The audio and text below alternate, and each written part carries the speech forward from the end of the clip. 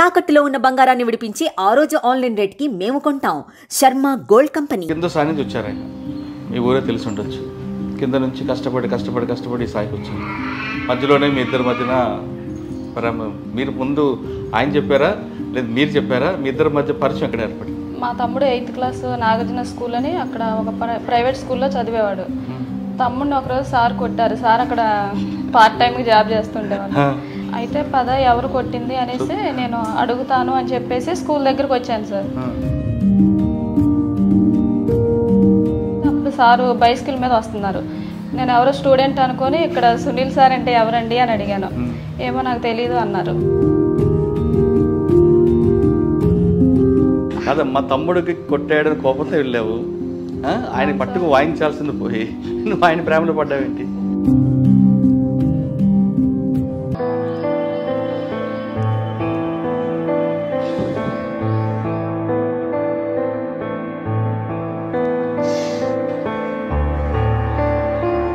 చాలామంది తల్లిదండ్రులు ఏం చేస్తున్నారంటే ఇటువంటి పిల్లల్ని హాస్టల్స్లోనో లేదంటే వదిలిపెట్టి వెళ్ళిపోతుంటారు. అటువంటి వాళ్ళకి మెసేజ్ ఇవ్వడానికే నిన్ను అడిగాను తప్ప నిన్ను ఏడిపించాలని నీ కంట కన్నీరు చూడాలని మాత్రం కాదు. కిడ్నీలో స్టోన్స్ వచ్చినాయి సార్ 9th మంత్లో.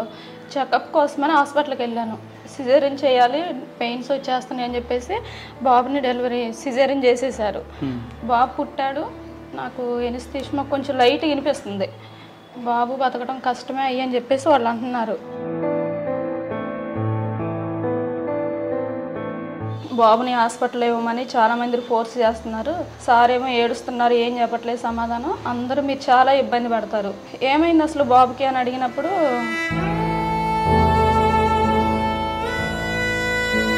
ఇట్లా పడుకోబెట్టారు. తీసుకొచ్చి చెయ్యి చూశాను, బాగా ప్యూర్ వైట్గా ఉంది. అబ్బాయి ఇంత వైట్గా ఉన్నాడని హ్యాపీ ఫీల్ అయ్యే లోపల ఫేస్ చూశాను.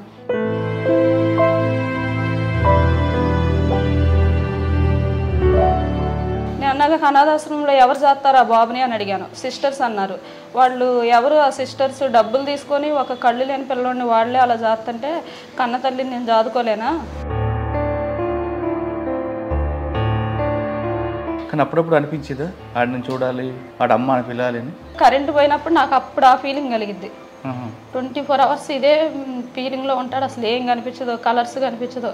అప్పటి నుంచి దేవుడిని నమ్మటం కూడా మానేశాను. నా బిడ్డే నాకు దేవుడు అనేసి. కనిపించిన దేవుడికి పూజలు చేయటం కంటే నా కొడుకే నేను ఎక్కడికి వెళ్ళినా కానీ కాళ్ళకి నమస్కారం చేసుకొని వెళ్తా సార్. కాకపోతే సార్ కాళ్ళకి మాత్రం నమస్కారం చేయాలి సార్. ఇలాంటి ఫాదర్ దొరకటం కూడా చాలా కష్టం పిల్లలకి. ఇప్పుడు నార్మల్గా అమ్మాయి పుట్టిందంటేనే వదిలేస్తున్నారు.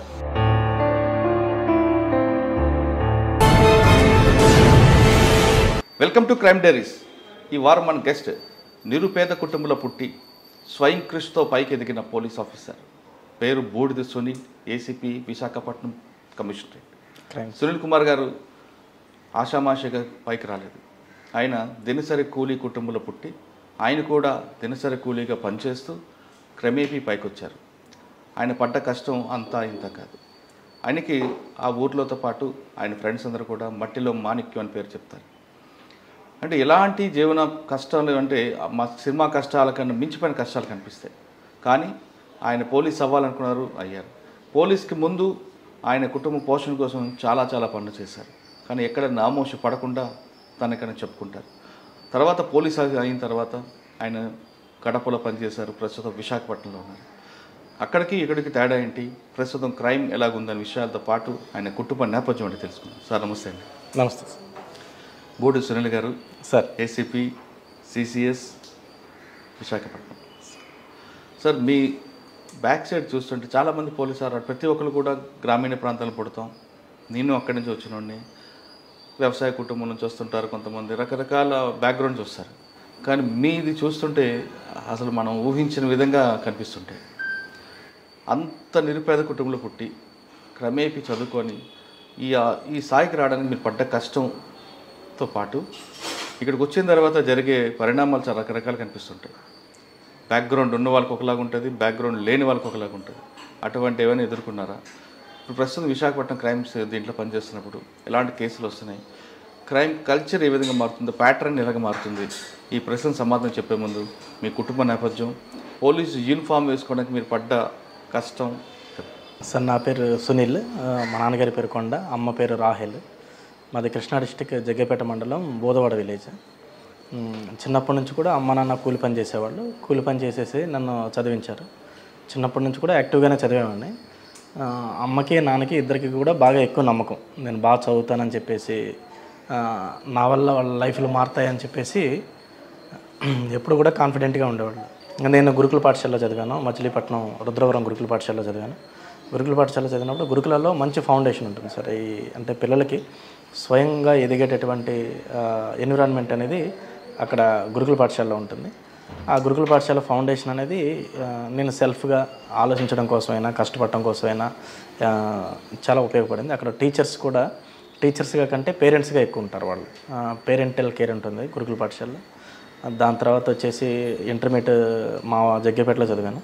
చదివిన తర్వాత అక్కడ నాన్న ఇంటర్మీడియట్ అయిపోయిన తర్వాత చనిపోవడం, నాన్న చనిపోయిన తర్వాత మళ్ళీ నేను 1 year చదువు మానేసాను సార్. 1 year చదువు మానేసి మళ్ళీ కూలి పనులకు వెళ్ళాను.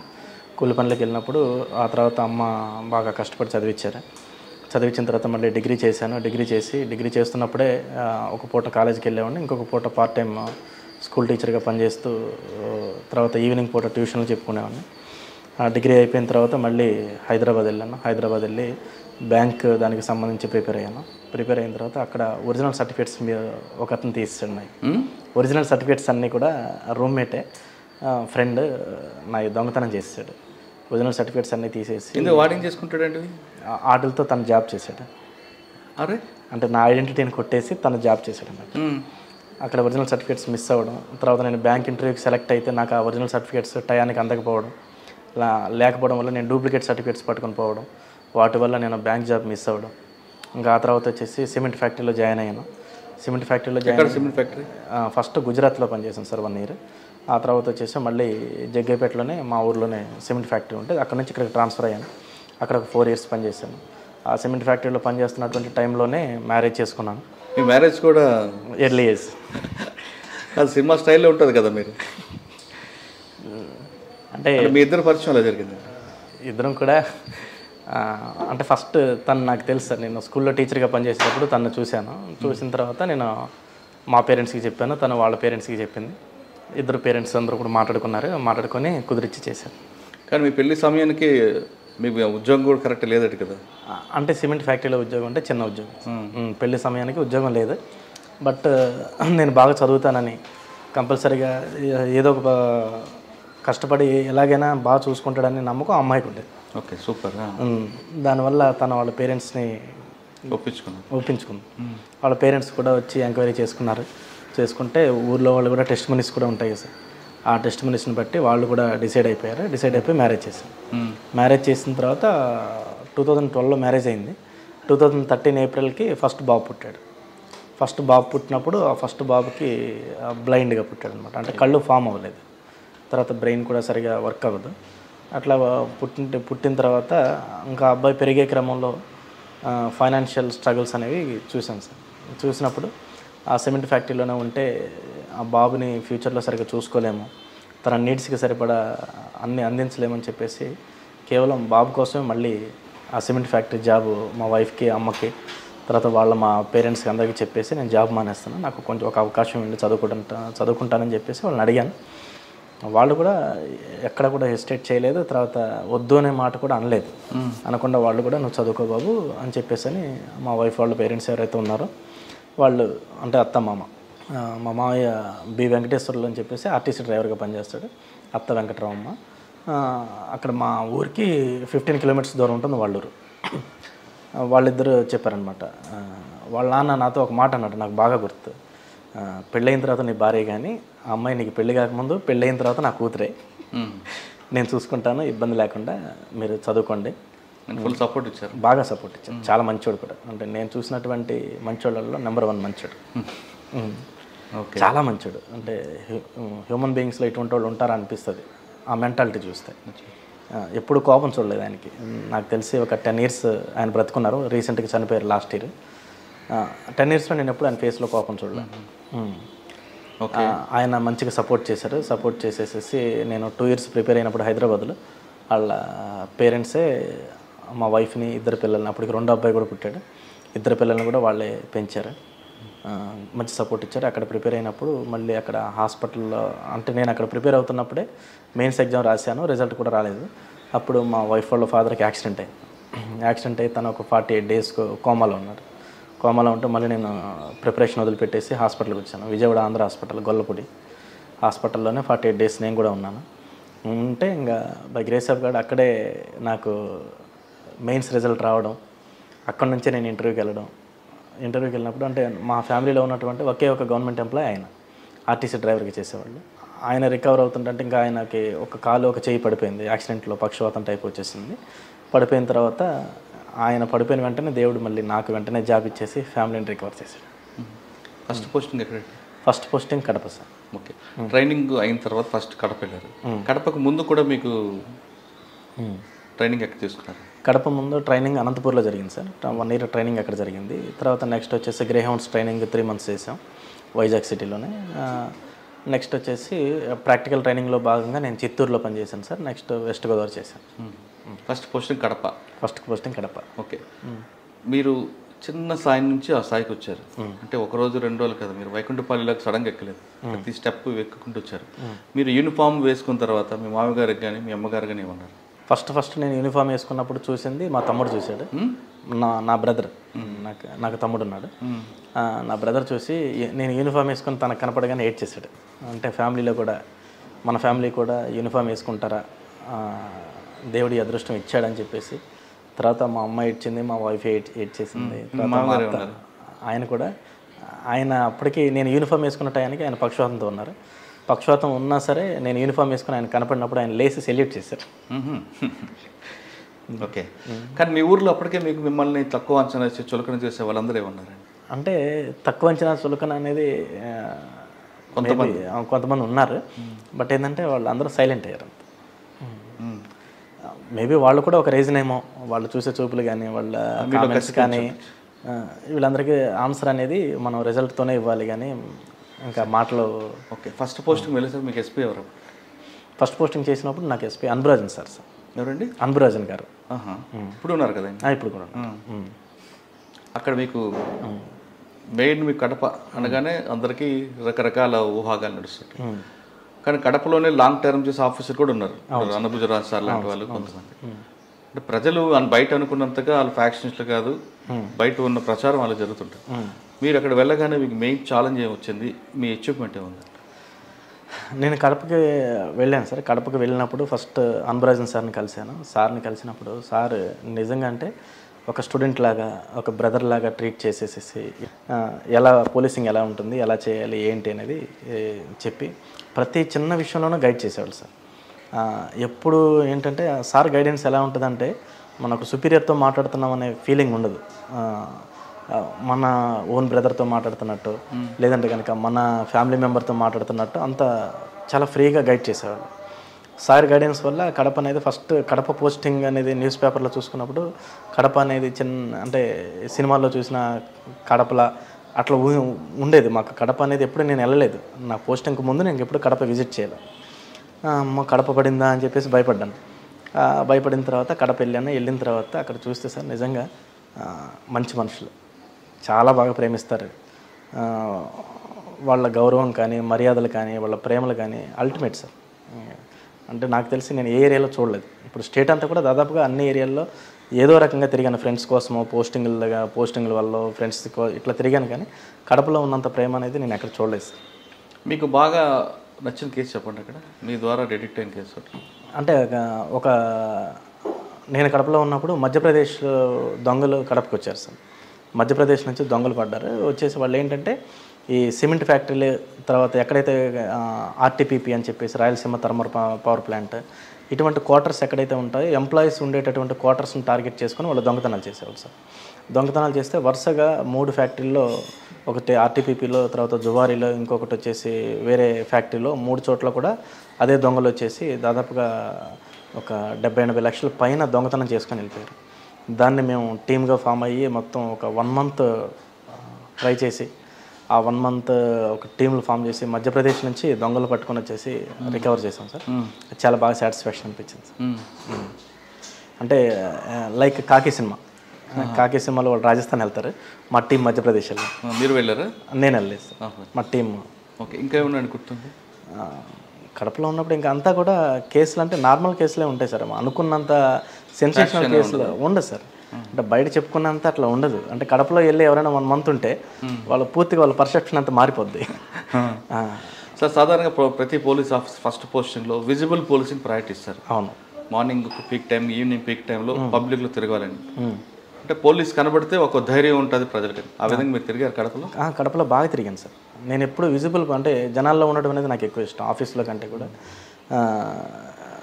ఫస్ట్ కడపకి వెళ్ళగానే రాయల్ ఎన్ఫీల్డ్ సౌండ్ వచ్చేటటువంటి సైలెన్సర్లు ఏవైతే ఉన్నాయో, ఒక 500-600 బైకులకి అన్నిటికీ సైలెన్సర్లు పీకేసేసేసి వాళ్ళందరికీ నోటీసులు ఇచ్చేసి, అంటే దానివల్ల చిన్నపిల్లలు, హార్ట్ పేషెంట్స్ అవి డగ్గ డగ్గ డగ్గ డగ్గ డగ్గ సౌండ్ చేసుకుంటూ వెళ్ళిపోతూ ఉంటారు.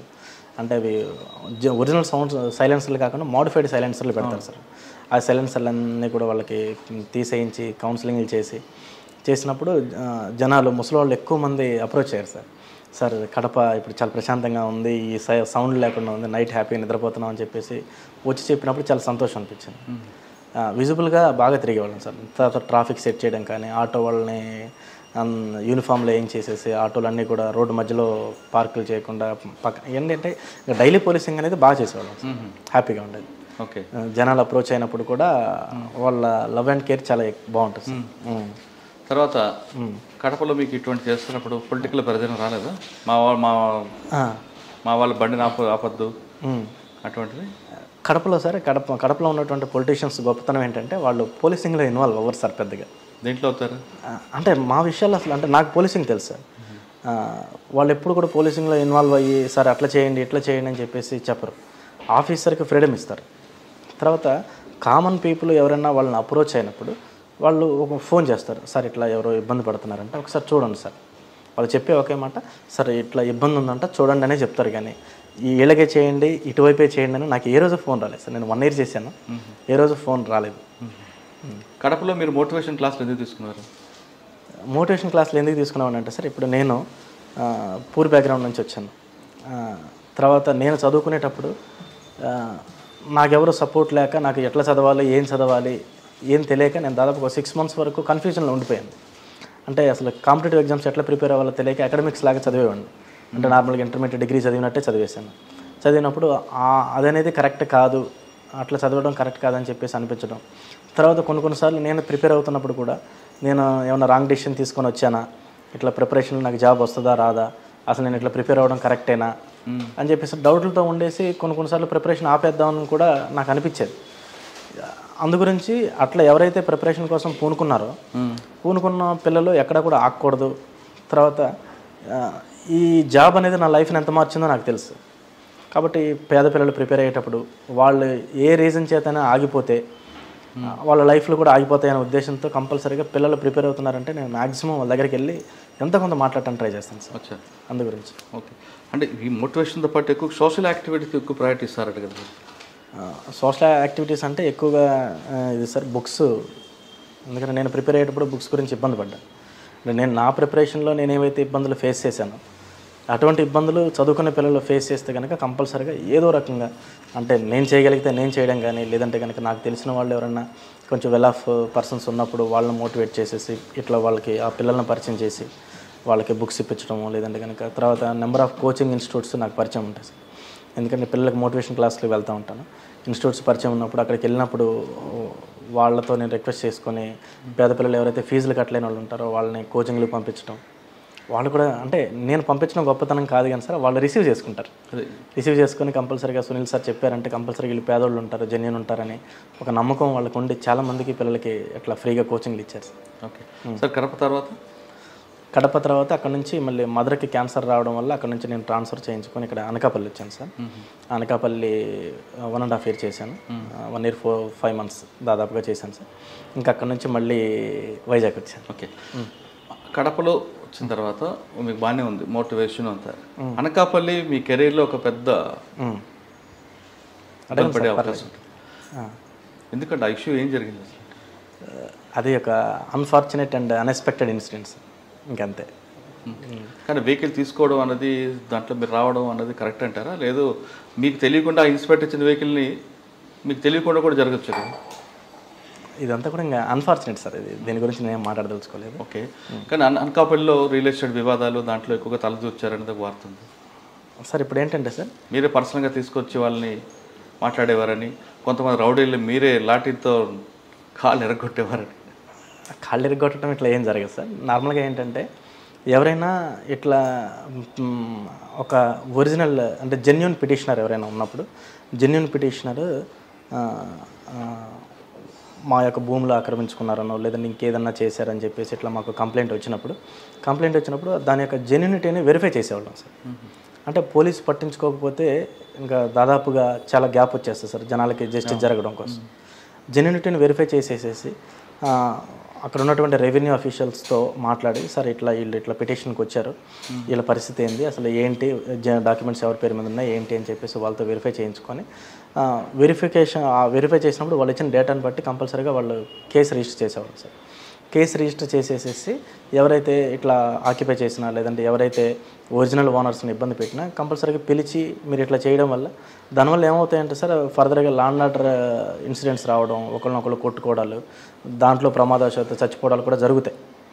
దాని గురించి ఏంటంటే ముందుగానే మేము పిలిచి కౌన్సిలింగ్ చేసేసి ఇట్లా ల్యాండ్ గ్రాబింగ్ ఇటువంటి చేస్తే కనుక కంపల్సరీగా పోలీస్ డిపార్ట్మెంట్ తరఫున లీగల్ యాక్షన్ చాలా స్ట్రిక్ట్గా తీసుకుంటామని చెప్పేవాళ్ళం సార్. కౌన్సిలింగ్ అంటే కరతోనే నోటుతోనే? నోటుతోనే సార్, నోటుతోనే చెప్పేవాళ్ళం, స్ట్రిక్ట్గా చెప్పేవాళ్ళం. కంపల్సరీగా దానికి సివిల్ మ్యాటర్లో మీకు ఒక ఎస్ఓపి ఉంది ల్యాండ్ డిస్ప్యూట్లో. ఆ ఎస్ఓపి కాకుండా వాళ్ళని కొట్టేవారు? ఎస్ఓపి కాకుండా కొట్టడాలు అనేది ఏం జరగవు సార్. అంటే ఏంటంటే సివిల్ మ్యాటర్లు పట్టించుకోలేదు అంటే పోలీస్ ఎప్పుడైనా సరే ఇట్లా పేదోళ్ళు ల్యాండ్స్ ఎవరైనా ఆక్యుపై చేస్తున్నారని చెప్పేసి వాటిని పట్టించుకొని, మేము పట్టించుకోవడం అంటే ఇప్పుడు మాకు రెవెన్యూ డిపార్ట్మెంటల్ పరంగా మాకు ఎటువంటి రైట్స్ ఉండవు సార్. పట్టించుకోవడం అంటే ఏంటంటే సపోజ్ మీ ల్యాండే ఎవరన్నా కబ్జా చేశారు, మీరు ఇమీడియట్గా రెవెన్యూ వాళ్ళ దగ్గరికి వెళ్లకుండా పోలీస్ దగ్గరికే వస్తారు సార్. పోలీస్ దగ్గరికి వచ్చినప్పుడు ఇది మా మ్యాటర్ కాదు, సివిల్ మ్యాటర్ అని చెప్పేసి మీ సబ్జెక్ట్ ఏం వినకుండా ఇది జస్ట్ సివిల్ మ్యాటర్ అని చెప్పేసి మేము వదిలేస్తే అక్కడ ఎవరైతే మీ ల్యాండ్ కబ్జా చేస్తారో వాళ్ళకి హ్యాపీ సార్. అది వాడికి హ్యాపీ. ప్లస్ నేనేం చేస్తానంటే కోర్టు వెళ్ళని టైం వద్దని ఎవడో రౌడీ దగ్గరికి వెళ్తా, అది తర్వాత ఏం చేస్తారనేది అది మీకు ఉంటుంది. కానీ మేమేం చేస్తామంటే దాన్ని ఆ పిటిషన్ వచ్చినప్పుడు పిటిషనర్ ఎవరైతే మీ రెస్పాండెంట్ ఉంటారో వాళ్ళని కూడా పిలిపించి మాట్లాడినప్పుడు కంపల్సరీగా అక్కడ పిటిషనర్ చెప్తారు సార్. పిటిషనర్ చెప్పి ఇట్లా మా డాక్యుమెంట్స్ ఉన్నాయని చూపిస్తారు. డాక్యుమెంట్స్ ఉన్నాయని చూపించినప్పుడు డాక్యుమెంట్స్ వెరిఫికేషన్ కోసం ఎంఆర్ఓకో లేదంటే ఆర్డీఓ వరకు మేము మాట్లాడటం జరుగుతుంది సార్. మాట్లాడటం జరిగినప్పుడు వాళ్ళు ఇచ్చేటటువంటి దాని మీద జెన్యూనిటీని బట్టి వీళ్ళు కంప్లైంట్ ఇస్తే మేము ఎఫ్ఐఆర్ చేస్తాం సార్. ఎఫ్ఐఆర్ చేసి ఎఫ్ఐఆర్ ఎప్పుడైతే పడిందో అప్పుడు ఏంటంటే ఇంతకుముందు హాయిగా కబ్జాలు చేసుకునే వాళ్ళు కానీ ఇంకెవరైనా ఉన్నవాళ్ళు ఈ పోలీసు వాళ్ళ వల్ల మా యొక్క యాక్టివిటీస్ అన్నీ కూడా ఆగిపోతున్నాయని చెప్పేసి వీళ్ళు సివిల్ మ్యాటర్లో ఇన్వాల్వ్ అవుతున్నారని ఒక బ్రాండ్ వేస్తారు. అంతేగాని సివిల్ మ్యాటర్లు అంటే ప్యూర్ సివిల్ ఇష్యూస్ చేయం సార్ ఎప్పుడు కూడా. ఎవరైనా ఒక ల్యాండ్లోకి ఇంకొక ల్యాండ్లోకి ట్రెస్పాస్ అయినప్పుడు మాత్రం ఎఫ్ఐఆర్లు వేసే చేస్తాం ఏం చేసినా సార్.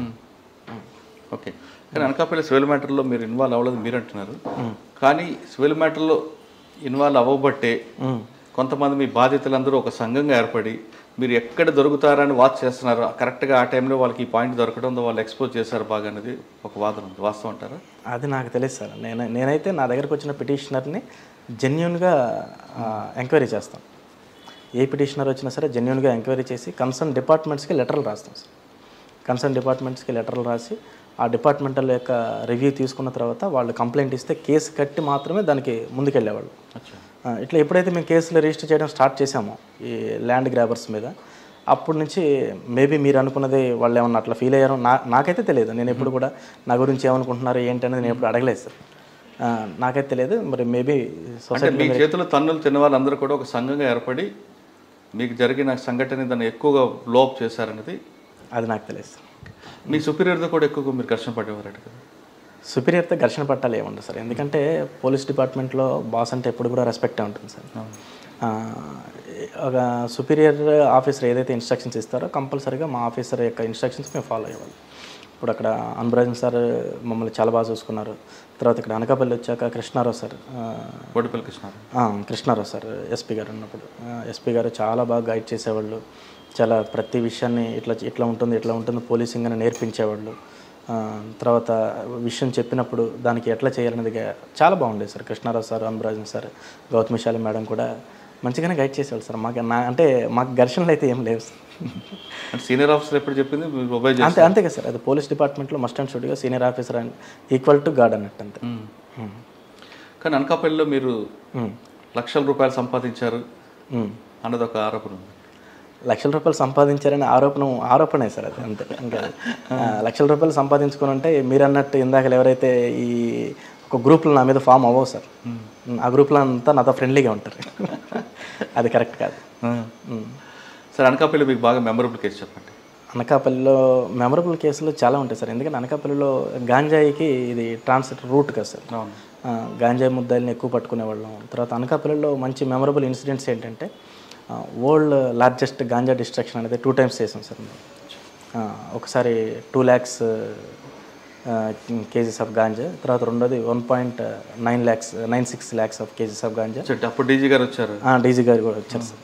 ఆ రెండు కూడా నా హయాంలోనే, నేనున్నప్పుడు అనకాపల్లిలో నా సబ్ డివిజన్లో జరిగాయి సార్. ఇక్కడ అనకాపల్లి నుంచి నర్సీపట్నం దిగుతారా? ఎక్కడ దిగుతారు? మీ పాయింట్ ఎక్కడ, ఎంట్రీ ఎగ్జిట్ పాయింట్ ఎక్కడ ఉంది మీ లిమిట్స్లో? మా లిమిట్స్ ఇప్పుడు నర్సీపట్నం దాటిన తర్వాత రోలుగుంట, రావికమతం ఇవి కూడా అనకాపల్లి లిమిట్స్లో జాయిన్ చేశారు సార్.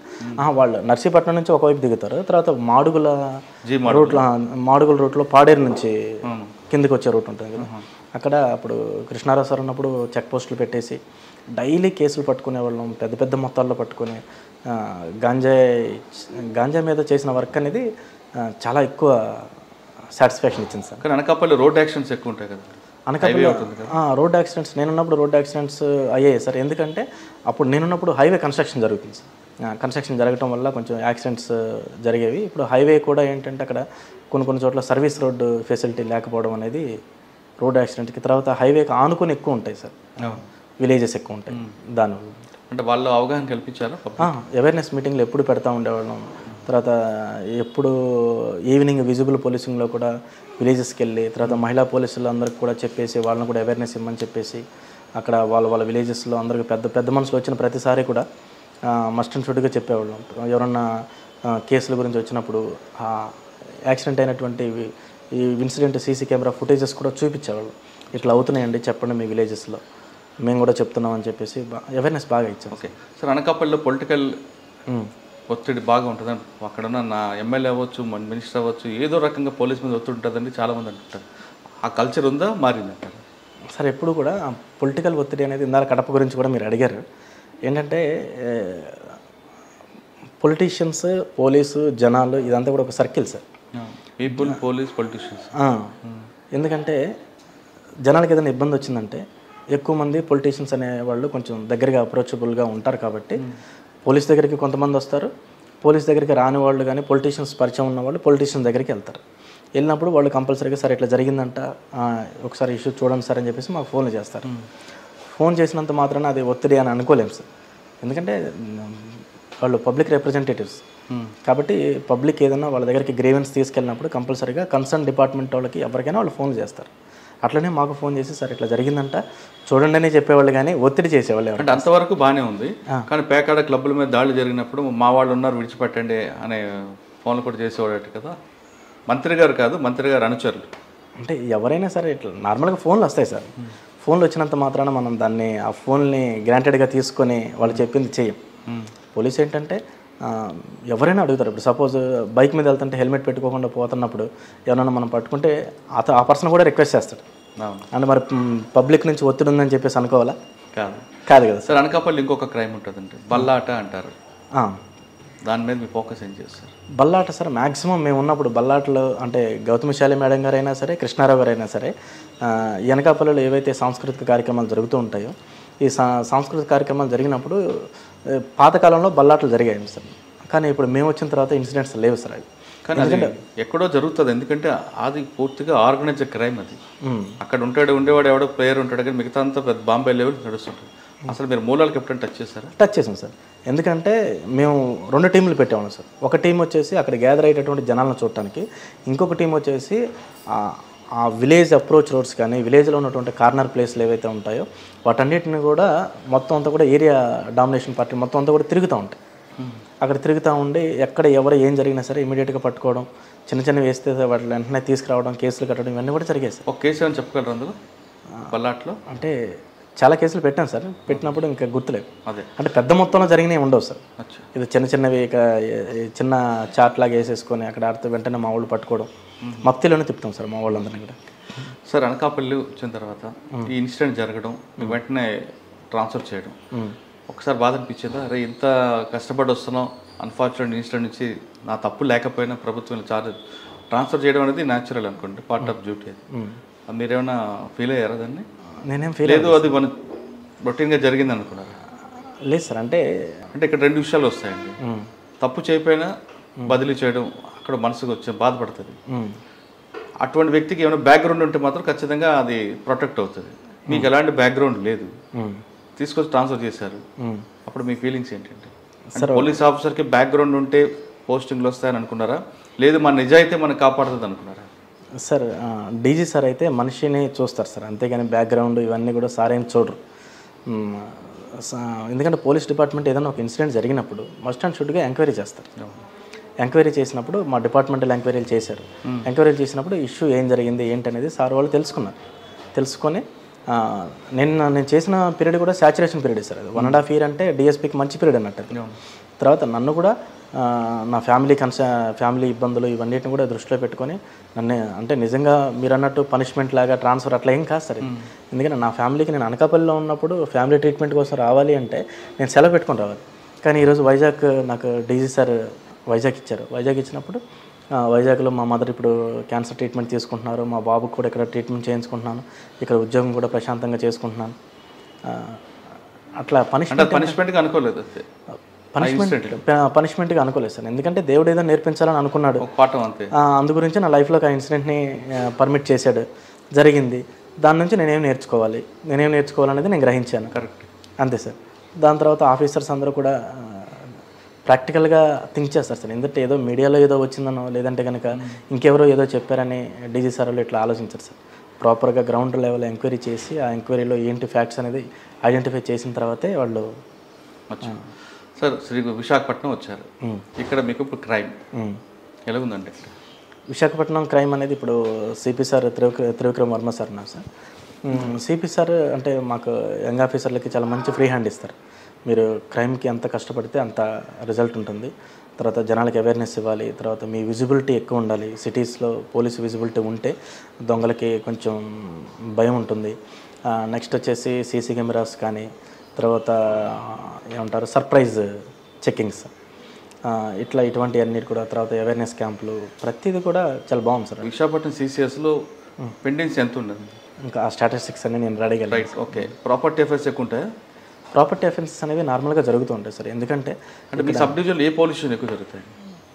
ప్రాపర్టీ అఫెన్సెస్ అనేవి ఇప్పుడు గాజువాక లిమిట్స్లో కొంచెం జరుగుతూ ఉంటాయి. ఎందుకంటే అక్కడ ఈ స్క్రాప్కి సంబంధించినటువంటి స్టీల్ ప్లాంట్, తర్వాత ఈ హార్బర్ ఇటువంటివన్నీ ఉండడం వల్ల, తర్వాత ఆటో నగర్ ఒకటి ఉండటం, అక్కడ వేస్ట్ మెటీరియల్ ఉండటం, ఈ స్క్రాప్ చిన్న స్క్రాప్ దొంగతనం జరుగుతాయి. మేజర్ ఇష్యూస్ అనేవి లేవు సార్, ఎందుకంటే పోలీస్ చాలా యాక్టివ్గా ఉన్నారు. ఇంక మీకు ఇక్కడ బాగా మెమరబుల్ ఏమున్నాయి? ఇక్కడ మెమరబుల్ అంటే సిటీ పోలీసింగ్ ఇప్పుడు కూడా ఛాలెంజింగ్ సార్. ఎందుకంటే ఇప్పుడు రూరల్లో ఎన్విరాన్మెంట్కి సిటీ ఎన్విరాన్మెంట్కి తేడా ఏంటంటే సార్, రూరల్లో ఎవరైనా ఒక పర్సన్ ఎంటర్ అవ్వగానే ఎవరో కొత్త పర్సన్ వచ్చారని చెప్పేసి అందరూ డిస్కషన్స్ జరుగుతాయి. తెలియని పర్సన్ కనబడితే ఎవరమ్మా నువ్వు, ఎవరు కావాలి నీకు, ఎందుకు వచ్చావు అని చెప్పేసి అడుగుతారు. సిటీస్లో ఇక్కడ ఎవరిని పట్టించుకోరు. కాబట్టి ఇంకొకటి ఏంటంటే ఇక్కడ రైల్వే స్టేషన్స్ కానీ, ఎయిర్పోర్ట్లు కానీ, తర్వాత ఇంత ఎక్కువ బిజినెస్ ఇదంతా కూడా ఉండడం వల్ల నార్మల్గా వచ్చే జనాలు ఎక్కువగా ఉంటారు. టూరిజం పర్పస్ కూడా వస్తూ ఉంటారు. వచ్చేసి ఇంకా వాళ్ళ మైండ్ సెట్ని బట్టి అప్పటికప్పుడు ప్రొవకేటివ్గా దొంగతనాలు చేసేవాళ్ళు ఇవన్నీ కూడా ఉంటాయి సార్. బట్ పోలీస్ అయితే బాగా యాక్టివ్ అయ్యారు సార్. సిపి సార్ ప్రతిరోజు ప్రాపర్ ఇన్స్ట్రక్షన్స్తో ప్రతిరోజు యాక్టివేట్ చేస్తూనే ఉంటారు సార్. గాజువాకలో అయితే విజిబుల్ పోలీసింగ్ ఉంది. నాకు గాజువాక, పెందుర్తి, గోపాలపట్నం, తర్వాత steel plant, harbour, airport, Kancharapalem ఈ ఏరియాస్ అన్నీ కూడా నాకు వస్తాయి. అంటే క్రైమ్కి జోన్ 2. ఇక్కడ క్రైమ్ కంట్రోల్కి సిపి గారు ఎలాంటి గైడెన్స్ ఇస్తున్నారండి? క్రైమ్ కంట్రోల్కి సిపి గారు ఫస్ట్ మమ్మల్ని చేయమనే స్టెప్ ఏంటంటే విజిబుల్ పోలీసింగ్ చేయమంటారు. తర్వాత ఓల్డ్ అఫెండర్స్ అందరిని కూడా పిలుచుకొని వాళ్ళ ద్వారా ఇన్ఫర్మేషన్ గ్యాదర్ చేసుకోవడం, తర్వాత వాళ్ళ మీద దృష్టి పెట్టడం. తర్వాత ఎవరైతే కొంతమంది కుర్రాళ్ళు ఏ పని లేకుండా తిరుగుతూ ఉంటారు. తిరుగుతూ ఉన్న వాళ్ళ మీద దృష్టి పెట్టడం. తర్వాత ఏరియాలో మేము ఏంటంటే ఒక్కొక్క ఏరియాని ఒక్కొక్క కానిస్టేబుల్కి ఇచ్చేస్తాం, అడాప్ట్ చేస్తాం. అడాప్ట్ చేసినప్పుడు ఆ అడాప్ట్ చేసినటువంటి కానిస్టేబుల్ ఎవరైతే చేసుకున్న కానిస్టేబుల్ ఎవరైతే ఉంటారో ఆ ఏరియాకి వెళ్ళి ఆ ఏరియాలో ఎవరెవరు ఎట్లా తిరుగుతున్నారు ఏంటి వాళ్ళ మీద దృష్టి పెట్టడం. ఆ ఏరియాలో ఎవరైనా అఫెండర్స్ ఉంటే కనుక కంపల్సరీగా మేము నైట్స్ వెళ్ళి చెక్ చేయడం. ఎందుకంటే ఈ దొంగతనాలు ఇవన్నీ కూడా నైట్లో ఎక్కువ జరగడానికి ఆస్కారం ఉంటుంది సార్. దాని గురించి కంపల్సరీగా మా దగ్గర సస్పెక్ట్ షీట్లు కానీ తర్వాత డీసీ షీట్లు కేడీ షీట్లు ఉన్న వాళ్ళందరినీ కూడా నైట్ వెళ్ళి మేము కంపల్సరీగా చెక్ చేయడం. వాళ్ళ ప్రజెన్స్ ఉన్నారా లేదా చెక్ చేసుకోవడం. వాళ్ళు నైట్ కనపడకపోతే కనుక ఇమీడియట్గా వాళ్ళ లొకేషన్స్ తీసుకొని ఎక్కడికి వెళ్ళారు, ఏదైనా క్రైమ్ చేయడానికి వెళ్ళారా, ఇట్లా ఎవ్రీథింగ్ సిపి గారు మానిటర్ చేస్తూనే ఉంటారు సార్. తర్వాత ఎవ్రీ వీక్ కంపల్సరీగా వాళ్ళందరినీ పిలిచి కౌన్సిలింగ్ చేయడాలు. తర్వాత సిపి సార్ కొంతమంది పిల్లలకైతే రీసెంట్గా రిఫార్మ్ చేద్దాం పిల్లల్ని అని చెప్పేసి అక్కడ ఆంధ్ర యూనివర్సిటీలో సైకాలజీ డిపార్ట్మెంట్ చేత మాట్లాడి వాళ్ళతో కౌన్సిలింగ్లు ఇప్పించడాలు కూడా కొత్తగా చేస్తున్నారు సార్. ఓకే సార్, మేము ఈ ప్రొఫెషన్ పక్కన పెడతాం, కాసేపు వ్యక్తిగత విషయాలకు వస్తే చిన్న కుటుంబం నుంచి వచ్చారు, అమ్మగారే మీకు చదివించి ఒక స్థాయి తీసుకొచ్చారు, మీరు కూడా సిమెంట్ ఫ్యాక్టరీలో డైలీ వేజర్గా పనిచేస్తూ వచ్చారు. అంటే మీకు కష్టం విలువ తెలుసు, మీకు ప్రతి రూపాయిని జాగ్రత్త పెట్టుకోవాలి, కుటుంబ బంధం తెలుసు. ఇక్కడికి వచ్చిన తర్వాత మొదటి బాబు చూసాం మెంటల్లీ హ్యాండిక్యాప్ కనిపిస్తున్నాడు. సాధారణంగా ఇప్పుడున్న కాలంలో అటువంటి పిల్లలు పుడితే తల్లిదండ్రులు ఎక్కడ హోమ్లోనో హాస్టల్లో పెట్టి నెలకి ఇంత అని పంపించేస్తుంటారు చేయలేక అని. కానీ మీరు బాబుని మీతోనే తీసుకెళ్తున్నారు, ఆయన బాగోగులు చూస్తున్నారు మీరు మీ వైఫ్. మరోవైపు మీ తల్లి క్యాన్సర్. అటు తల్లిని ఎక్కడ హాస్పిటల్లో పెట్టకుండా ఆమెని ఇంట్లో పెట్టుకొని ఈ అబ్బాయిని ఇంట్లో పెట్టుకొని ఇటు తల్లిని కాదనక ఇటు కొడుకుని చూసుకోలేక ఇద్దరికి సర్వీస్ చేసుకుంటూ ఉద్యోగం ఎలా చేస్తున్నారు? పోలీస్ డిపార్ట్మెంట్లో నేను పర్సనల్గా ఫీల్ అయ్యేది ఏంటంటే సార్, ఒక పోలీస్గా ఎప్పుడైతే మనకి కంప్లైనెంట్ మన దగ్గరికి వస్తాడో, మన దగ్గరికి వచ్చినప్పుడు వాళ్ళకి ఏదైనా ఇబ్బంది ఉన్నప్పుడే మా దగ్గరికి వస్తారు సార్. నార్మల్ సందర్భాల్లో పోలీసులను ఎవరు కలవరు, సాధారణంగా కలవరు, నార్మల్గా కొంచెం పరిచయం ఉన్న వాళ్ళు కలుస్తారేమో. వచ్చినప్పుడు వాళ్ళు ఏదో బాధతో వచ్చినప్పుడు ఫస్ట్ వాళ్ళని వినగలగాల, వాళ్ళ బాధను అర్థం చేసుకోవాలా, అర్థం చేసుకున్న బాధనే ఫీల్ అవ్వాలి. అంటే ఇప్పుడు సపోజ్ నేను ఇప్పుడు క్రైమ్లో ఉన్నాను సార్, క్రైమ్లో ఉన్నప్పుడు ఒక దొంగతనం మా ఇంట్లో జరిగిందని చెప్పేసి మా దగ్గరకు వచ్చినప్పుడు ఇదే దొంగతనం నా ఇంట్లో జరిగితే నేను ఎలా బాధపడతాను అని ఒక్కసారి కనుక వాళ్ళ ప్లేస్లో ఉండి మనం ఆలోచిస్తే మస్ట్ అండ్ షుడ్గా వాళ్ళ యొక్క బాధ తీర్చాలనేటటువంటి కసి మనసులో పెరిగిపోతుంది సార్. మేబీ అది నాకు మా అబ్బాయి ద్వారా మా అమ్మ ద్వారా కానీ ఇటువంటి స్ట్రగుల్స్ ఫేస్ చేయడం వల్ల వచ్చింది. నేను హ్యాపీగా ఫీల్ అవుతాను సార్. ఎందుకంటే మా అబ్బాయిని చూసినప్పుడు కొన్నిసార్లు ట్రై చేస్తూ ఉంటాం, నేను మా వైఫ్ కళ్ళు మూసుకొని ఒక 10 నిమిషాలు నడిస్తే ఎట్లా ఉంటుంది, కళ్ళు మూసుకొని ఒక 10 నిమిషాలు ఉంటే ఎలా ఉంటుంది అనే అది చూసినప్పుడు చాలా బాధ అనిపించింది. అంటే మేము 10 నిమిషాలు కూడా కళ్ళు మూసుకొని సర్వైవ్ అవ్వలేకపోతున్నాం, కానీ బాబుకి కళ్ళు లేకుండా ఎట్లా సర్వైవ్ అవుతున్నాడు. కాబట్టి అంటే ఈ బాబుకి మన కేర్ చాలా అవసరం. ఎందుకంటే స్పెషల్లీ నీడెడ్ పీపుల్ ఎవరైతే ఉంటారో పేరెంట్స్ అనేది నార్మల్ చిల్డ్రన్ కన్నా ఇట్లా స్పెషల్లీ ఏబుల్డ్ ఎవరైతే ఉన్నారో వాళ్ళకే ఎక్కువ అవసరం సార్. ఎందుకంటే నార్మల్ చిల్డ్రన్స్ వదిలేసినా వాళ్ళు ఏదో రకంగా బతుకుతారు, కానీ ఇటువంటి పిల్లలకి ఇప్పుడు మా బాబే ఉన్నాడు, మేము వదిలేస్తే తన ఫుడ్ తినలేడు, మేము వదిలేస్తే తన నార్మల్గా కాలకృత్యాలకు కూడా వెళ్ళలేడు, మేము వదిలేస్తే తను అసలు మా అమ్మ వాయిస్ మా నాన్న వాయిస్ వినపడట్లేదేంటి, ఆ ప్రేమ కనీసం కళ్ళు లేకపోయినా ఆ చెవులకైనా ఆ ఎఫెక్షన్ అనేది టచ్ అవ్వాలని చెప్పేసి మేము ఆలోచిస్తూ ఉంటాం. ఆలోచించినప్పుడు అట్లా ఇప్పుడు తనకి 11th ఇయర్స్ ఆ బాబుకి 11 ఇయర్స్ నుంచి కూడా అంటే చాలా ప్రేమగా చూసుకుంటాం. ఎందుకంటే మా బాబు మాకే కష్టం అయిపోతే ఇంకెవరు ఆ బాబుని రిసీవ్ చేసుకోగలరు. తర్వాత ఇంకొకటి, మా వల్ల భూమి మీదకి వచ్చిన అబ్బాయి, మేము తీసుకొచ్చిన అబ్బాయి, అటువంటి అబ్బాయిని మేమే ఎట్లా వదిలేయాలి, అది నా బాధ్యత, హీఈస్ మై సన్ అంతే. విశాఖపట్నం ఏసీపీ సునీల్ కుమార్ గారు భార్య ప్రస్తుతం అంతా జాయిన్ అయ్యారు. ఆమెను అడిగి వాళ్ళిద్దరి మధ్యన ప్రేమ ఎలా పుట్టింది, తర్వాత జరిగిన పరిణామాలు, ఒక తల్లిగా కొడుకు పట్ల చేస్తున్న ఆమె సేవ ఏంటో ఆమె అడిగి తెలుసుకున్నాను. నమస్తే అమ్మ. నమస్తే అండి. కింద స్థాయి నుంచి వచ్చారు ఆయన, మీ ఊరే తెలిసి ఉండొచ్చు. కింద నుంచి కష్టపడి ఈ స్థాయికి వచ్చారు. మధ్యలోనే మీ ఇద్దరి మధ్యన ప్రేమ, మీరు ముందు ఆయన చెప్పారా లేదు మీరు చెప్పారా, మీ ఇద్దరి మధ్య పరిచయం ఎక్కడ ఏర్పడింది? ప్రపోజ్ చేయడం అంటే ఏమీ లేదు సార్. నార్మల్గా సారు మా తమ్ముడు 8th క్లాస్ నాగార్జున స్కూల్ అని అక్కడ ఒక ప్రైవేట్ స్కూల్లో చదివేవాడు. తమ్ముడిని ఒకరోజు సార్ కొట్టారు. సార్ అక్కడ పార్ట్ టైంకి జాబ్ చేస్తుండేవాళ్ళు. అయితే తమ్ముడు స్కూల్కి వెళ్ళను అయ్యి అని చెప్పేసి మారం చేసి ఇంటి దగ్గర ఉన్నాడు సార్. అప్పుడు నేను ఇంటర్మీడియట్ జాయిన్ అయ్యాను అక్కడ జగ్గిపేట. అయితే ఎవరు కొట్టింది అనేసి నేను అడుగుతాను అని చెప్పేసి స్కూల్ దగ్గరకు వచ్చాను సార్. వస్తే స్కూల్ దగ్గరే క్లోజ్ అయిపోయింది లంచ్ అవరు. స్కూల్ క్లోజ్ చేశారు, గేట్లన్నీ లాక్ చేసేసారు. ఇంకా లంచ్ టైం 2నో ఎంతో అయింది సార్. అప్పుడు ఇంకా నేను తమ్ముడు వెళ్ళను అంటే ఎగ్జామ్స్ ఉన్నాయి తమ్ముడికి, జస్ట్ ఒకసారి కనుక్కుందా నేను చెబుతాను రాని వస్తే అప్పుడు సారు బైసికల్ మీద వస్తున్నారు. నేను ఎవరో స్టూడెంట్ అనుకొని ఇక్కడ సునీల్ సార్ అంటే ఎవరండి అని అడిగాను. ఏమో నాకు తెలీదు అన్నారు. అంటే ఇంకా ఎవరు ఒకసారి తమ్ముడు భయపడిపోతున్నారు 2-3 డేస్ నుంచి ఇంకా స్కూల్కి వెళ్ళట్లేదు అనేసి ఇంకా ఒకసారి నేను వెళ్ళేసి అడుగుతాను అని చెప్పేసి వెళ్ళాను. వెళ్ళగానే సారు మళ్ళీ లోన కనిపించారు నాకు ఆఫీస్ రూమ్ దగ్గర. సార్ బాబు ఇక్కడ సునీల్ సార్ అంటే ఎవరమ్మా అని అడిగాను. అంటే ఇంకా సారు పైన ఉన్నారు క్లాస్ రూమ్లో అని చెప్పారు. అవునా అని చెప్పేసి క్లాస్ రూమ్లోకి వెళ్ళాను డైరెక్ట్గా. సార్ అప్పుడు వాళ్ళకి టీచ్ చేస్తూ ఉన్నారు, సబ్జెక్ట్ ఏదో ఎక్స్ప్లెయిన్ చేస్తుంటే నేను అక్కడికి వెళ్ళేసి పిల్లలు నాకు తెలిసిన పిల్లలు చాలామంది ఉన్నారు అక్కడ. అక్క గోపి వాళ్ళ తమ్ముడు వచ్చారు సార్, గోపి వాళ్ళ అక్క వచ్చారని చెప్పేసి వాళ్ళు పిలుస్తున్నారు. జస్ట్ పిలుస్తుంటే సార్ ఉన్నారు అక్కడ. మీరెవరు అంటే సునీల్ సార్ మేడం అని చెప్పేసి వాళ్ళు అన్నారు. అక్క సునీల్ సారే తను అంటే అవునా అనేసి ఇంక నేను కోపంగా ఎందుకండి బాబుని అలా కొట్టారు, ఏదైనా ప్రాబ్లం ఉంటే చెప్పాలి కదా, కోతలు పడిపోయినాయి అని చెప్పేసి అన్నాను. అన్న తర్వాత సారు నేను కొట్టలేదు, నేను కాదు సునీల్ సార్ అంటున్నారు. వీళ్ళు సారే సునీల్ సార్ అంటున్నారు. ఇక నేను కోపంగా వచ్చేసాను. వచ్చిన తర్వాత నాది అప్పుడు డిఎంఎల్టీ ల్యాబ్ టెక్నీషియన్ కంప్లీట్ అయిపోయింది.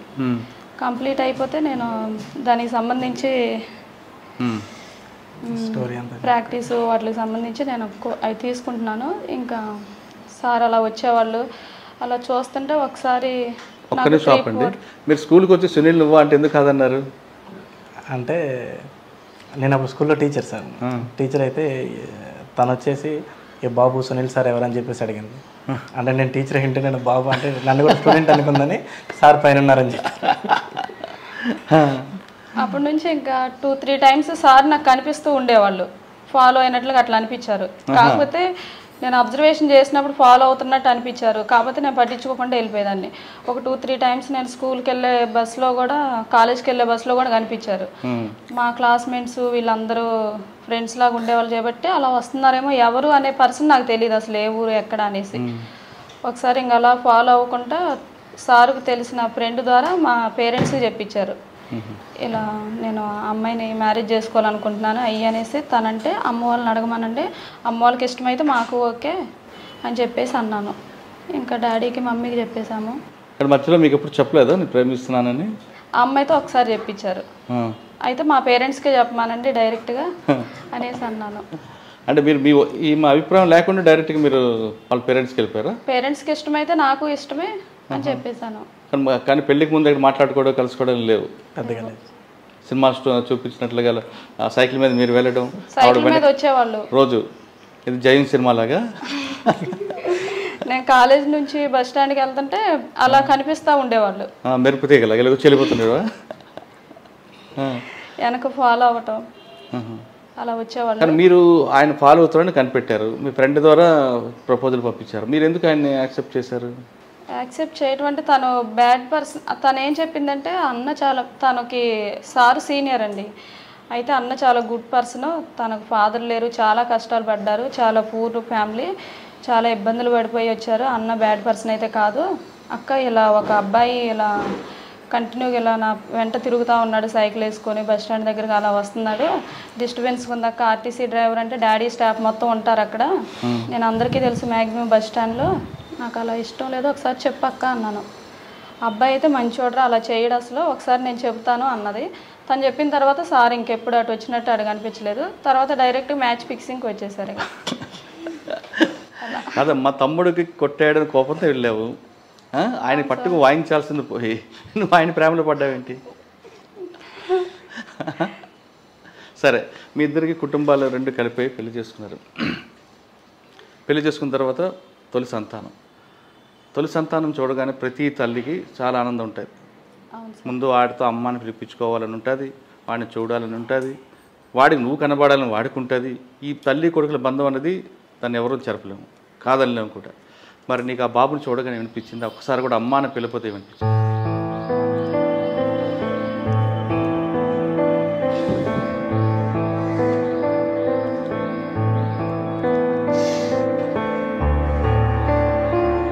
అమ్మ నేను ఏడిపించాలని గుర్తు చేయాలని కాదు. మిగతా వాళ్ళు చాలామంది తల్లులు ఏం చేస్తున్నారంటే అటువంటి పిల్లల్ని హాస్టల్స్లోనో లేదా ఎవరికో దత్తత చెల్లిపోతున్న కాలంలో నువ్వు ఇంకా ఆ బాబుని చక్కగా చూసుకుంటున్నావు అంటే నీ తల్లి ప్రేమ, నీ పేగు బంధం అనేది దాని విలువ కట్టలేదన్నది. అటువంటి వాళ్ళకి మెసేజ్ ఇవ్వడానికే నిన్ను అడిగాను తప్ప నిన్ను ఏడిపించాలని నీ కంట కన్నీరు చూడాలని మాత్రం కాదు.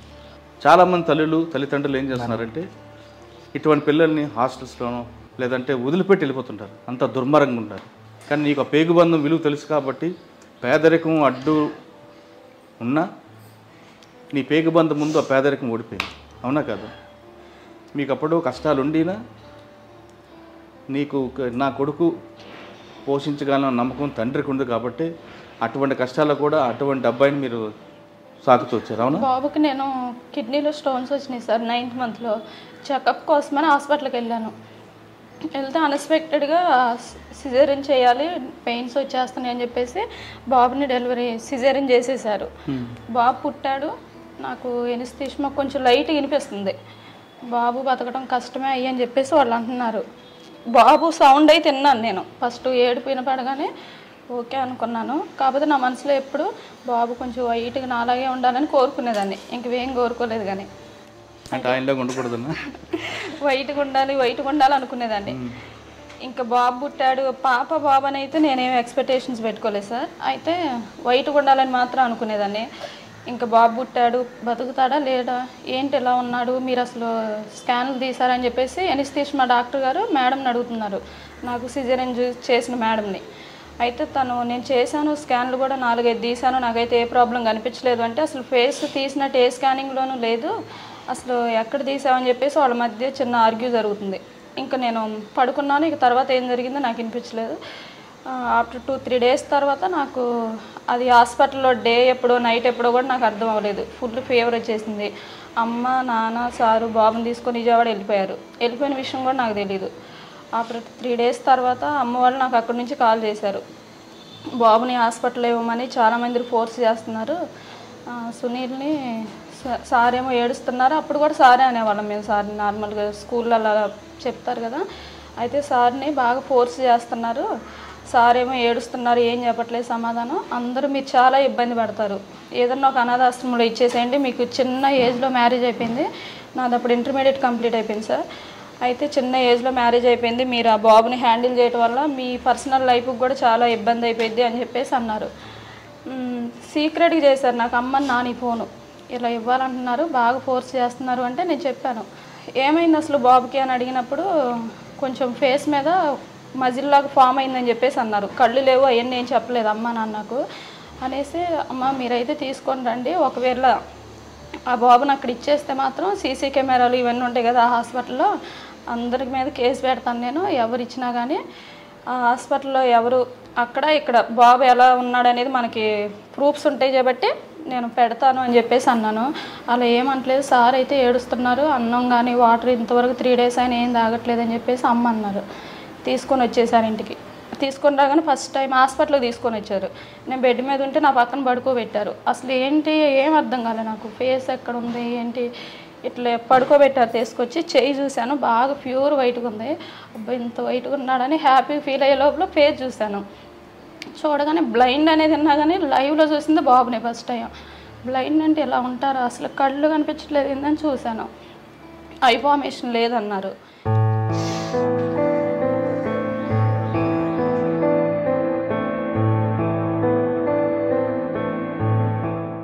ఇంకా చాలామంది ఒక వేలల్లో వచ్చారు జనాలు చూడటానికి. ఇట్లా ఆంజనేయ స్వామి రూపంలో ఉన్నాడు అనేసి బాగా చూడటానికి ఎక్కువ మంది వచ్చేసి, వద్దమ్మ మీరు చాదలేరు, ఇచ్చేసేయండి అన్నారు. ఇంకా సార్ని రూమ్లో పిలిచి అడిగాను, మీకు బాబు కావాలా వద్దా అని అడిగాను. వీళ్ళ ఫ్రెండ్స్ చాలామంది ఫోర్స్ చేస్తున్నారు, వద్దురా నీకు నువ్వు అసలు హ్యాండిల్ చేయలేవు ఆ పిల్లోడిని, అనాథాశ్రమాలు ఉన్నది ఎందుకు, అలాంటి పిల్లలకే కష్టం, అలాంటి పిల్లల కోసమే కదా, చాలామంది రిచ్ పీపుల్సే ఇస్తున్నారు, వాడి పొజిషన్లో ఉండి ఎలా హ్యాండిల్ చేయగలుగుతారు బాబుని, నువ్వు కూడా హ్యాండిల్ చేయలేవు, మీకు చాలా ఇబ్బంది అయిపోయింది అని చెప్పేసి అన్నారు. సరే ఏ ఇబ్బంది అయినా నేను హ్యాండిల్ చేస్తాను, సునీల్ వద్దు అని ఒక మాట చెప్తే చాలు, బాబుని తీసుకొని మా ఇంటికి వెళ్ళిపోతాను అంతే, ఇంకా నేను ఎవరు చెప్పినా కానీ నాకు అవసరం లేదు అని చెప్పేసి సార్ని పిలిచి అడిగాను. అడిగితే సారు ఏడ్చారు, నీకు కావాలా వద్దా అని చెప్పేసి అడిగితే నీకు అని అడిగారు.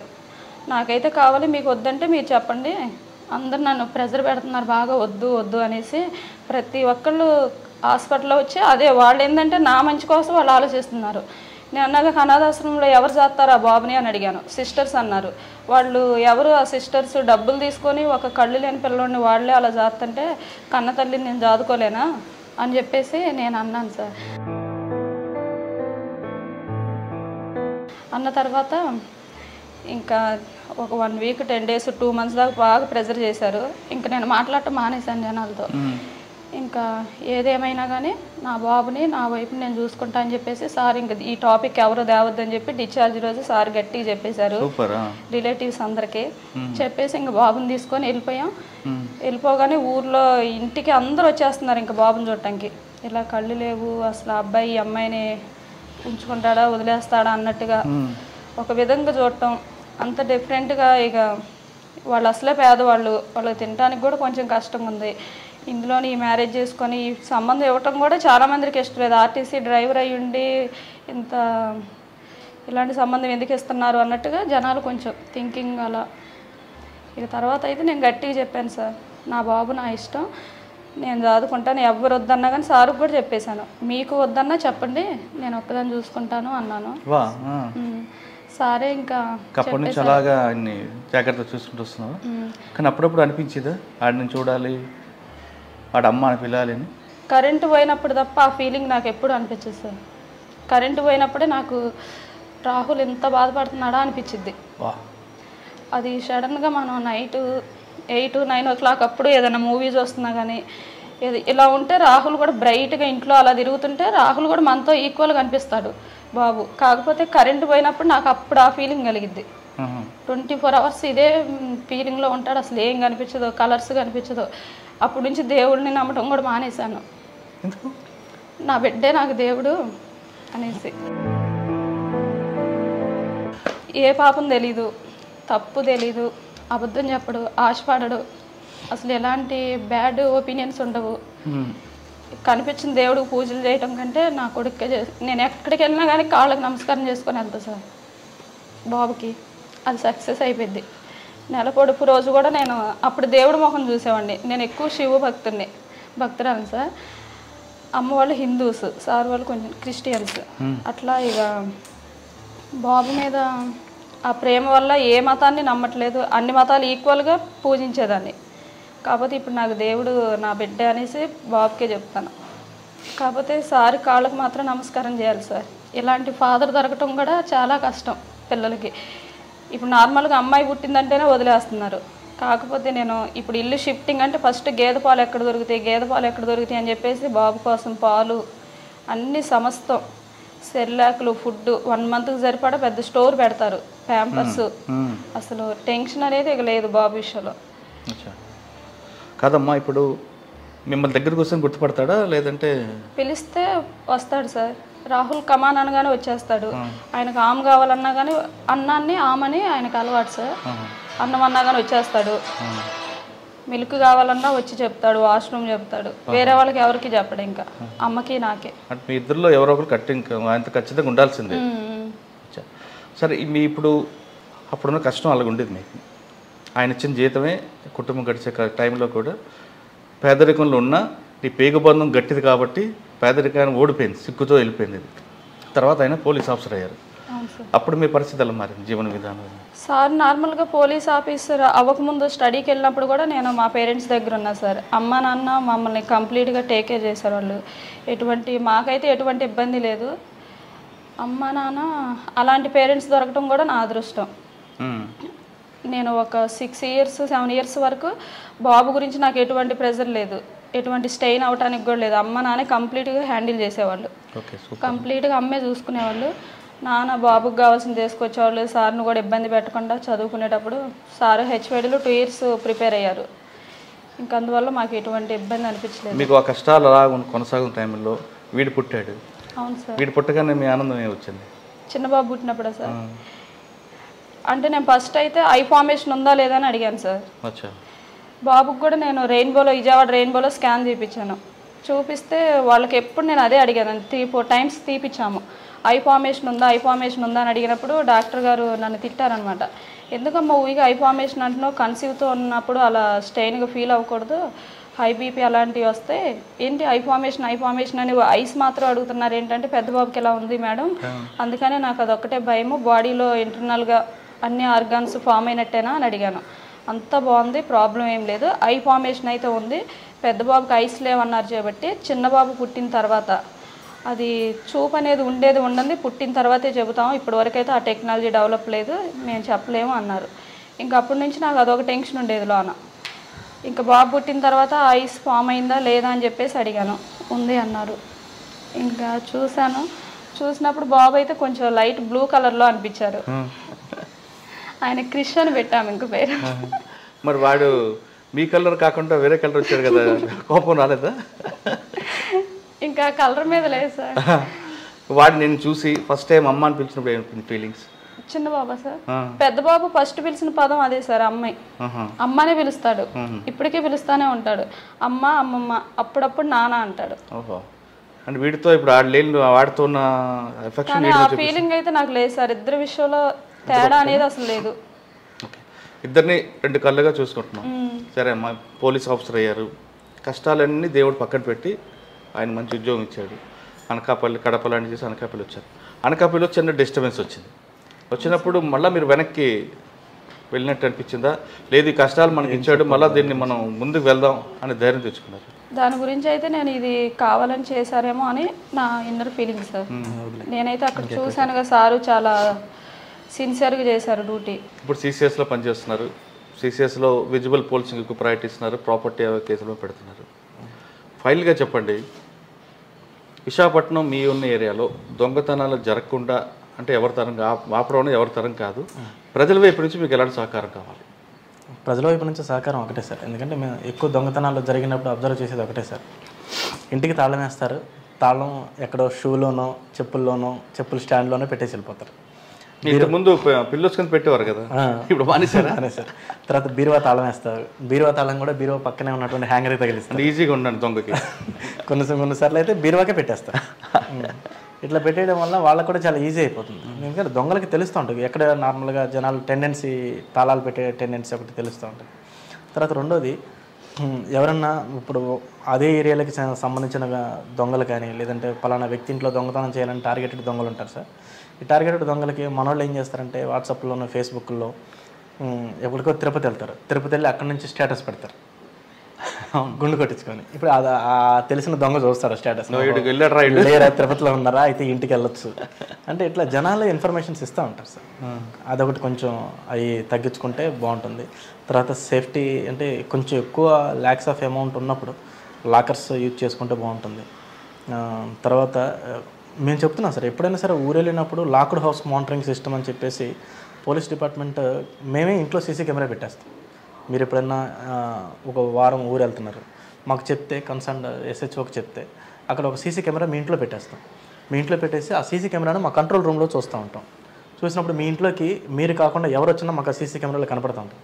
దొంగ వచ్చాడంటే కనుక ఇమీడియట్గా అక్కడ ఉన్నటువంటి ఎవరైతే బ్లూ కోల్స్ రక్షక తిరుగుతూ ఉంటాయో వాళ్ళని మేము అలర్ట్ చేస్తాం, వాళ్ళు ఇమీడియట్గా వెళ్ళిపోతారు. జనాలు అది కూడా చేయట్లేదు సార్. మాకు ఇన్ఫర్మేషన్ ఏంటమ్మా, ఎప్పుడన్నా ఊరు వెళ్ళేటప్పుడు మీ ఇంట్లో వాల్యుబుల్ వస్తువులు పెట్టుకున్నప్పుడు కంపల్సరీ ఇన్ఫర్మేషన్ ఇస్తే మేము ఇంట్లో సీసీ కెమెరా ఫిక్స్ చేస్తాం, టెంపరీ సీసీ కెమెరా ఉంటాం. మళ్ళీ వచ్చాక మేము అది తీసేసుకుంటాం. అంటే రెంట్ బేస్లో అండి లేదా ఫ్రీగా? ఫ్రీనే సార్, అది రెంట్ బేస్ ఏం కావచ్చు, ఫ్రీగా చేసేసి మేము లాక్డ్ హౌస్ మానిటరింగ్ సిస్టమ్ అని చెప్పారు. తర్వాత సిపి గారి యొక్క మానిటరింగ్ అనేది చాలా హై లెవెల్లో ఉంటుంది సార్. అంటే హై లెవెల్ అనేదానికంటే గ్రాస్ రూట్ లెవెల్లో ఉంటుంది. అంటే అసలు ఒక మనిషి నైట్ తిరుగుతున్నాడంటే ఇన్ డీటెయిల్గా అడుగుతారు, అసలు ఎవరు, ఎందుకు తిరుగుతున్నారు, ఈ టైంలో ఏం పని అతనికి, ఇంతకుముందు ఏమైనా అఫెన్సెస్ ఉన్నాయా, ఒక ఫింగర్ ప్రింట్స్ అన్నీ చెక్ చేశారా, అతను CCTNS అని చెప్పేసి ఉంటుంది సార్. మనకి ఎవరి మీద కేసులు ఉంటే కనుక దాంట్లో తెలుస్తూ ఉంటుంది. అందులో డేటా వెరిఫై చేశారా, అతను ఆ టైంకు ఎందుకు వచ్చాడు, ఒక రీజన్ చెప్పాడంటే సార్ నేను పలానా కార్ డ్రైవర్ని, పలానా వ్యక్తి దగ్గర కార్ డ్రైవింగ్ చేస్తూ నేను వచ్చానని చెప్పేసి అంటే ఇమీడియట్గా ఆ కారు ఓనర్కి ఫోన్ చేయండి. ఫోన్ చేసేసి అతను నైట్ ఈ టైంలో ఎందుకు తిరుగుతున్నాడో కనుక్కోండి, డ్యూటీ నుంచే వస్తున్నాడా లేదంటే ఇంకేదన్నా మనకు అబద్ధం చెప్పాడు అంటే అంత గ్రాస్ రూట్ లెవెల్లో సార్ మానిటర్ చేయడం అనేది నిజంగా ఎక్స్ట్రాడినరీ సార్. అది మాకు కూడా అంటే ఇన్ ఫ్యూచర్లో మేము కూడా మంచి ఆఫీసర్లుగా ఎదిగినప్పుడు ఇంత భయంకరమైన మానిటరింగ్ చేయాలా, ఇంత గ్రాస్ రూట్ లెవెల్కి, ఇంత మైక్రో లెవెల్కి వెళ్ళాలా అని చెప్పేసి త్రివిక్రమ్ వర్మ సార్ని చూసినప్పుడు, సిపి సార్ని చూసినప్పుడు నేనైతే అది నేర్చుకున్నాను సార్ దగ్గర నుంచి. విశాఖపట్నంలో దొంగతనాలు జరగకుండా ఉండాలంటే కేవలం పోలీసుల బాధ్యత కాదు, ప్రజలు కూడా బాధ్యత వహించాలంటున్నారు సునీల్ కుమార్ గారు. ఇది కేవలం పోలీసులు నెట్టకుండా మీ వంతుగా మీరు కొన్ని సూచనలు, పోలీసులు ఇచ్చిన సూచనలు కానీ పాటిస్తే దొంగతనాల నివారణ చాలా ఈజీగా ఉంటుందని చెప్తున్నారు. ఇక సునీల్ కుమార్ గారి దంపతుల విషయానికి వస్తే పేగుబంధం ముందు, అంటే కన్న తల్లి పేగుబంధం ముందు పేదరికం సిగ్గుతో తలదించుకొని పారిపోయింది. వికలాంగులు పుడితేనే హాస్టల్స్లో పెడుతున్న, లేదా పుట్టిన బిడ్డని వెంటనే బొడ్డు కూడా కొయ్యకుండా చెట్టు పొదల మధ్యన పారేస్తున్న ఈ కాలంలో పుట్టిన బిడ్డ వికలాంగుడు కదా, మానసిక వికలాంగుడు అని తెలిసిన కూడా ఆ తల్లిదండ్రులు పేదరికం పక్కన పెట్టి వాళ్ళిద్దరిని ఇప్పటికీ సాగుతున్నారు. ఏ హాస్టల్లోనో ఏ అనాథాశ్రమంలో ఇవ్వకుండా. ప్రతి తల్లిదండ్రులు శ్యామల గారిని ఒక రోల్ మోడల్గా ఎంచుకోవాలనేదే మా ప్రధాన ఉద్దేశం. ఇది ఈ వారం సునీల్ కుమార్ గారు, శ్యామల గారు ఎక్సలెంట్ ఇంటారు. వచ్చే వారం మరొక ఇష్టం మళ్ళీ కలుద్దాం. అంతవరకు నమస్తే. మనకి మరొకసారి అంత గ్రేట్ మీరు.